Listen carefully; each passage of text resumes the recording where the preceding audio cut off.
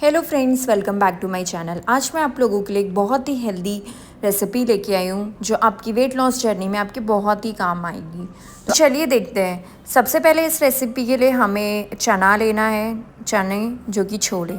तो छोलों को हमें ओवरनाइट सोक करके रखना है। तो जितनी क्वांटिटी में आप ये कबाब बनाएंगे उतनी क्वांटिटी में आपको ये छोले भिगाने हैं। तो यहाँ पे मैंने 1 बाउल छोले भिगा लिए थे ओवरनाइट के लिए एंड फिर सुबह उसको बॉईल कर लिया था।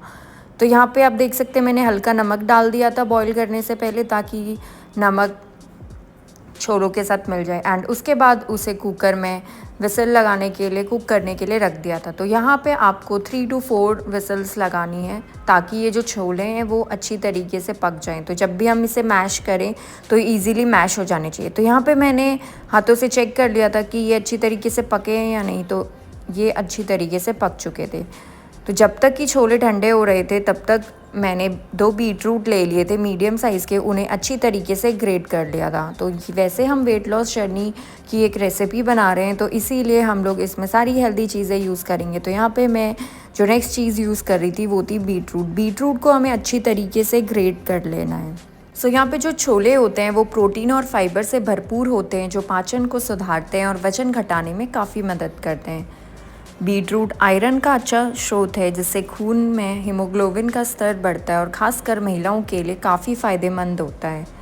सो यहाँ पे हमारा जो बीटरूट था वो अच्छी तरीके से ग्रेट हो चुका था। उसके बाद हम लोग अनियन को चॉप कर लेंगे। तो यहाँ पे आप जो अनियन यूज़ करेंगे वो आपको चॉप करके ही यूज़ करना है, या फिर अगर आप नाइफ़ की मदद से उसे छोटे छोटे पीसेस में कट कर सकते हैं तो वो भी आप यूज़ कर सकते हैं। यहाँ पे जो अनियन के पीसेस हैं वो बिल्कुल भी बड़े नहीं होने चाहिए, क्योंकि अगर आप बड़े पीसेस यूज़ करेंगे कबाब में तो जब आप उसको शेप देंगे तो बड़े पीसेस अनियन की वजह से वो फट सकते हैं। इसीलिए हम लोग फाइनली चॉप किया हुआ ही अनियन यूज़ करेंगे।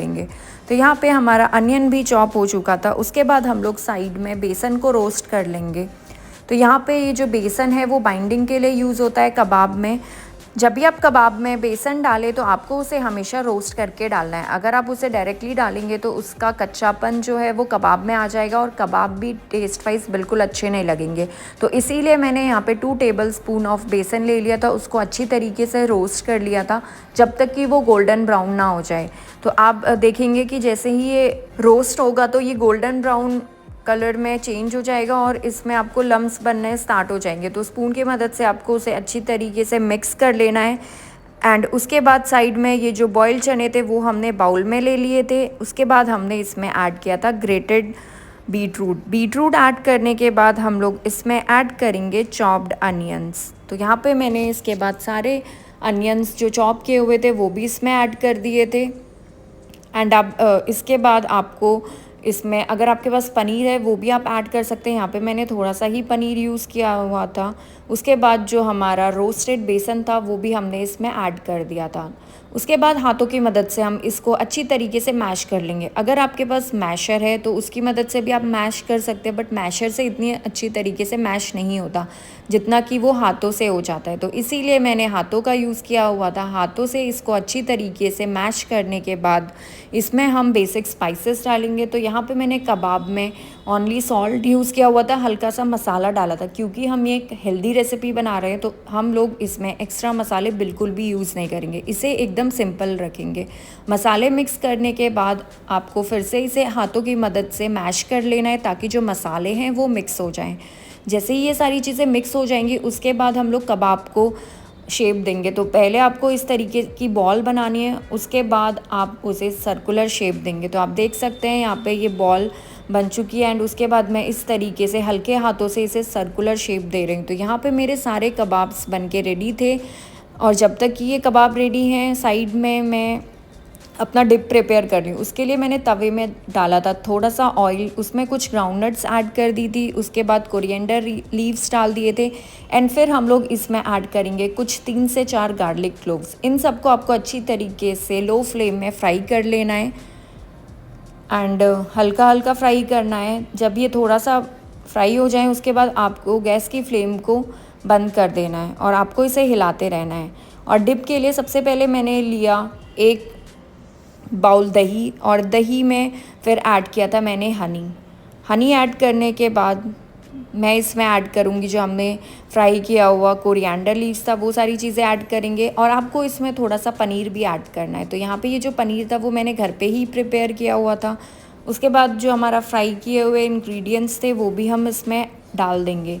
इन सबको आपको अच्छी तरीके से ग्राइंड कर लेना है। जो ग्राउंडनट के पीसेस हैं वो अच्छी तरीके से ग्राइंड हो जाने चाहिए, वरना वो डिप जब भी आप खाएंगे तो आपके मुंह में जो ग्राउंडनट है वो लगेगा। तो यहाँ पे हम इसे ग्राइंड कर लेंगे। जब तक कि वो ग्राइंड हो रहा है तब तक साइड में हमने पैन लिया था, उसमें ऐड किया था घी।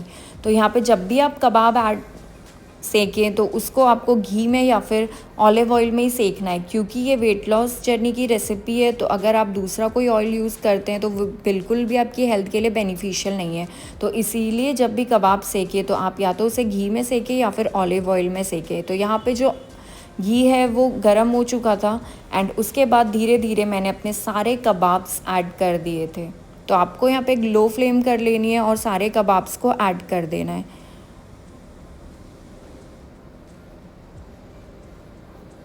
तो यहाँ पे मैंने स्पेस बना के सारे कबाब्स ऐड कर दिए थे एंड जो कबाब्स पक गए थे उसे फ्लिप करके हम दूसरी साइड से पकाएंगे।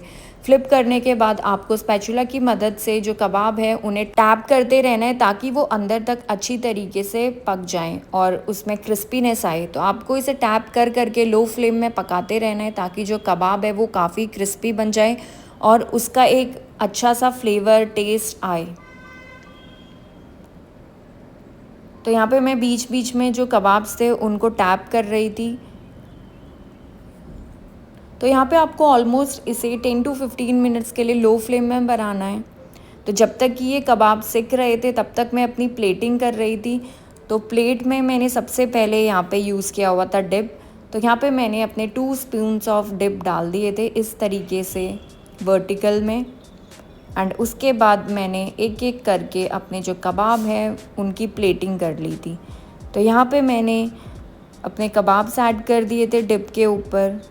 आप देख सकते हैं कितने सुंदर लग रहे हैं। जितने सुंदर ये दिखने में लग रहे हैं उससे कई गुना इसका टेस्ट अच्छा था, खाने में बहुत ज़्यादा यमी बने हुए थे। तो अगर आपको ये रेसिपी पसंद आए हो तो वीडियो को